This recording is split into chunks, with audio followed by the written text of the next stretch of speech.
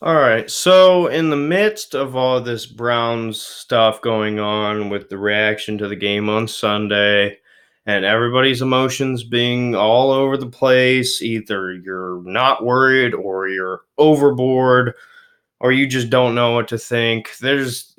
It's consumed everything recently. I've it's been all I've talked about recently. So, anyway, with all that going on, I realized I never actually gave my thoughts. Not that any of you care, or at least some of you don't act like it.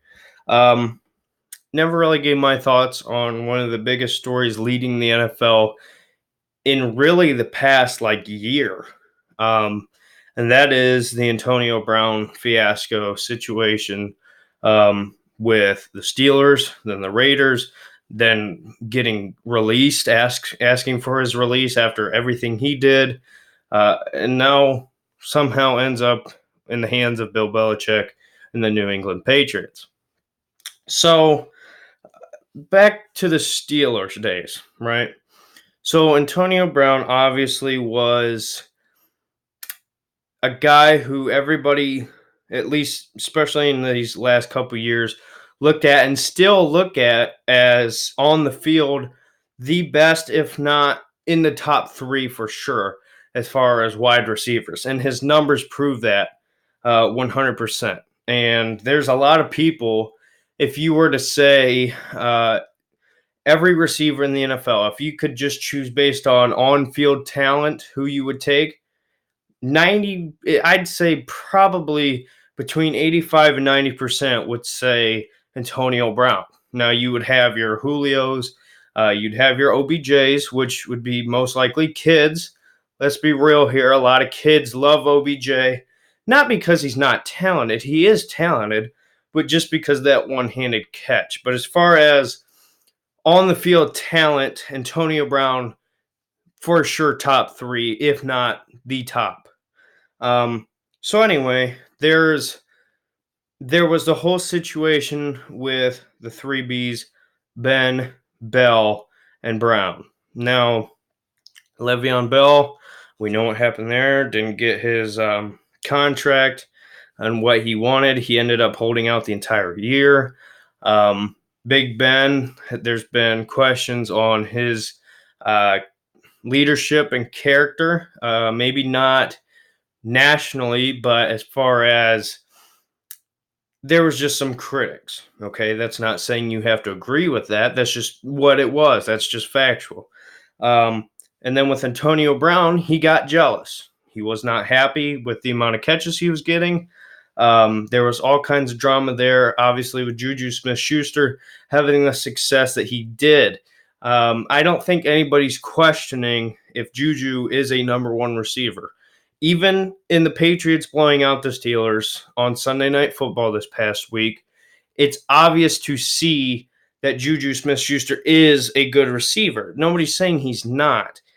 It's just the fact that he may have not looked like an Antonio Brown yet, because the one thing that the Patriots do at a high level is they shut down your number one and number two targets.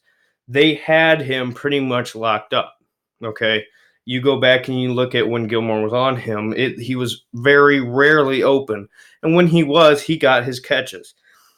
But anyway, so Antonio Brown knew the quality they got in Juju Smith Schuster. Um, Obviously, they are a wide receiver factory. Everybody knows that. No matter who you're a fan of, it's blatantly obvious to tell that the Steelers turn wide receivers into good talent. Maybe, you know, they develop receivers. That's what they do. And so there was the issues there. He wanted out. He was sick of it. There was that whole situation. He gets traded to the Raiders for a third and a fifth round pick. Um, Everything seemed to be done and over with at the time. You had the back and forth between AB and Pittsburgh, AB and Juju, AB and Ben. It was a bad breakup, similar to that really good relationship. And then you find out they're cheating. and it just goes downhill and it's not going to work out, or at least most times. Now, saying that, there was that whole trying to get one up on each other, right? So he was never really focused necessarily on just moving on and getting that out of his life. He goes to the Raiders. Um, obviously the media was all over it because it escalates through the media because social media was 99% of where all this went down between once he was on the Raiders and with the Steelers, with Ben and everybody, all the messaging and whatnot. Um, so that whole fiasco is another 30-minute video in itself. But anyway, so he gets on the Raiders. Then he has the mysterious frostbite situation where his feet, he goes into that chamber, didn't put on socks, and he got frostbite. Now, that's his own mistake. There's conspiracy theories about that. Did he do it on purpose? I'm not going to say yes or no on that. The likely answer is probably not. I don't know why you would purposely give yourself frostbite. Because if you think about it, if he's trying to get out, the last thing you want to do is not be 100% healthy getting out because you want to play. If you're going to get on the team you want to be on, you're going to want to play. That's just what you would be thinking in that situation. So anyway, you had that. That was one of the weirdest things everybody didn't figure out. Well, not that they didn't figure out. It was just a very weird situation. Then from there, you had the helmet issue of he wears the same helmet from when he was in the NFL. When his first snap in the NFL, he had this helmet. Loved this helmet. It worked for him vision wise. It just felt right.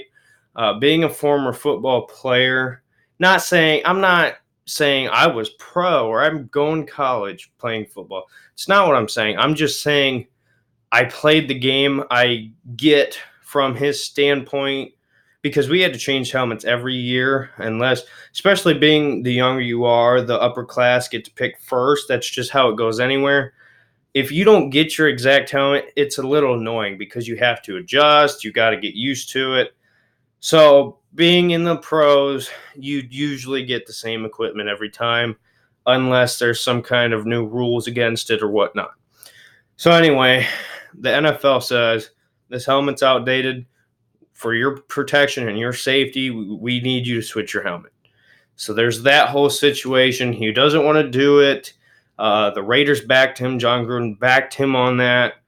And then it turns around that he kind of worked that out. He realized, all right, I'm not going to win this battle, especially when it comes to health and safety. It's bigger than just Antonio Brown. It's the whole NFL. So he wasn't going to win that battle. Okay. And I think he recognized that at some point. But anyway, so then turns around and he threatens to punch his general manager or owner. I can't remember which one. But anyway, somebody in that front office, he threatened to punch. He punted the football. It was a mess. Okay. That is unexcusable no matter who you are. Okay. And yes, that goes for on the field stuff as well. I'm not excusing kicking somebody in the face, like what happened on Sunday. I'm not excusing that. I'm just saying these are things that have to be addressed. You can't let these keep moving forward. These are attitude issues. You have to get them fixed or they're just going to keep going. But anyway, so he was going to be suspended. And then John Gruden said, no, he's not. And then there was the guy he hired to film him throughout the week as kind of like a hype video of this is the new Antonio Brown. He's back.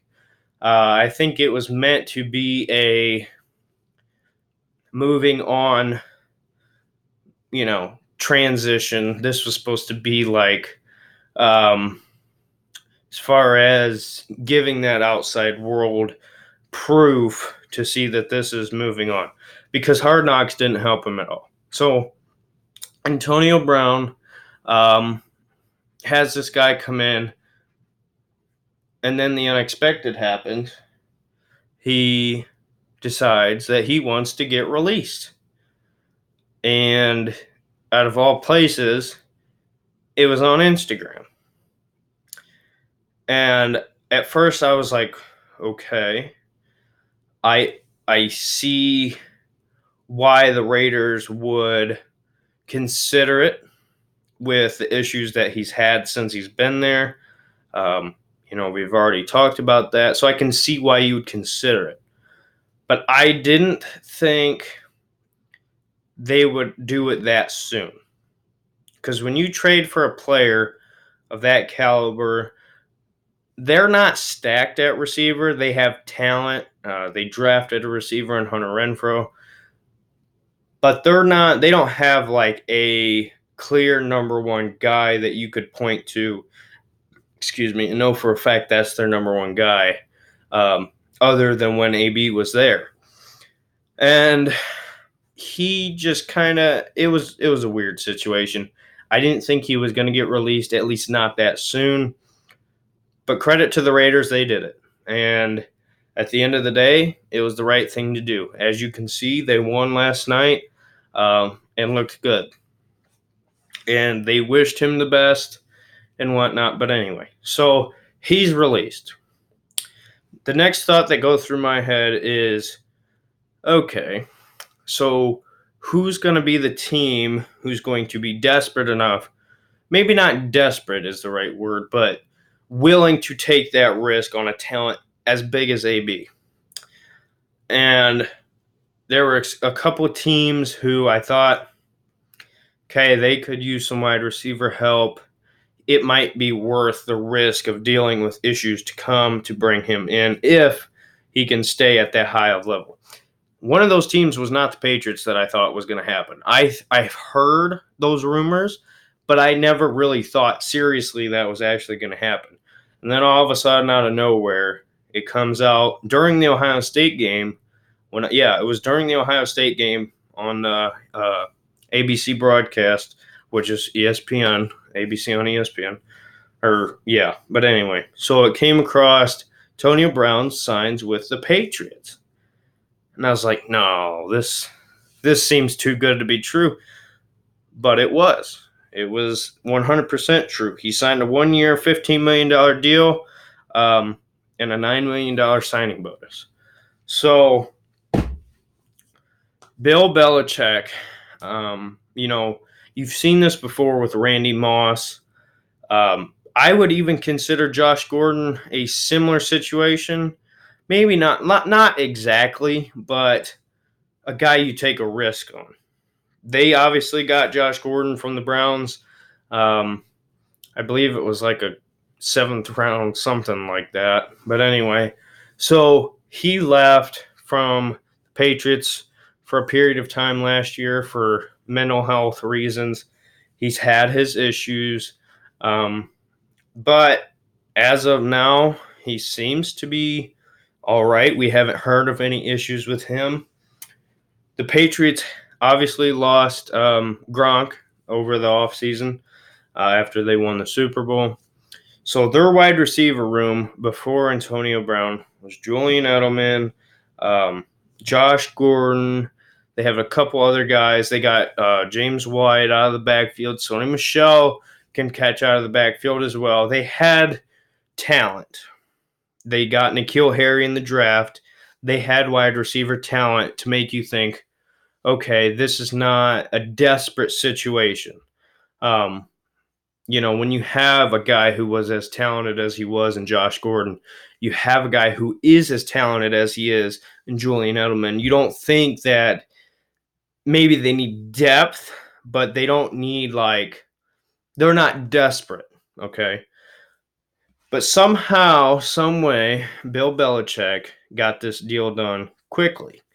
And the rumors and the conspiracy theories are going around are that somehow, some way, this was already pre-done.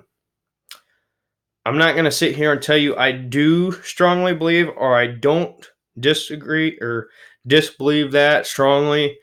What I'll say is I won't be surprised if that is true. And the Patriots have had their issues in the past. Is this technically collusion with Bill Belichick trying to get another player? If he told one of his players, "Hey, who knows AB? Hey, tell him get up, find a way to get out of there, and we'll get you." I'm not surprised by that. And if I'm not saying that I'm 100% sold, but I'm probably over 80% sold. So, do I think this is the question that's going around a lot? Do you think that he's going to play the whole season? Or how many games do you think he'll play? Here's what I'll say. I don't think Antonio Brown is in the right state of mind. Now, I'm not saying CTE or too many concussions or anything like that, but I don't think that he is mentally 100% stable right now. You've seen all kinds of craziness, even if it was trying to um, get out of the Raiders organization. Certain things were just a little over the edge, in my opinion. So I don't know. I think maybe he'll play. You know what? I'm not even going to make a prediction because I think it is too early to try to make a prediction. Um, but I think that I won't be surprised if he's not on this team in a couple weeks. And that is because I don't think he's in the right state of mind right now. I don't think he's clear on his decisions. I think because Bill Belichick is not a guy who's going to be afraid because you're a superstar. He's going to tell you how it is. And I think all it's going to take is one wrong route ran and one bad situation that's going to change things. And I don't know. We've seen it in the past, people who have had issues and gone there have worked out. Could this work out perfectly fine? Yeah, sure could. But I'm not sold that everything is peachy in New England. It's fine in New England. It may not be fine with Antonio Brown in New England. That's what I'm trying to say. If he does play, this is already a dangerous team as it is. You've seen what they did to the Steelers coming off of their Super Bowl victory. This team is a good team because they have Tom Brady and Bill Belichick, and everybody talks about it. I just think that I'm not sold that AB is going to be completely fine in New England. We'll see. So, I just want to give my 2 cents on that. If you don't care, oh well. So anyway, thanks for watching. Go ahead, like, comment, subscribe, share the video if you thought it was all right. Appreciate everything. We'll see you in the next video. Bye.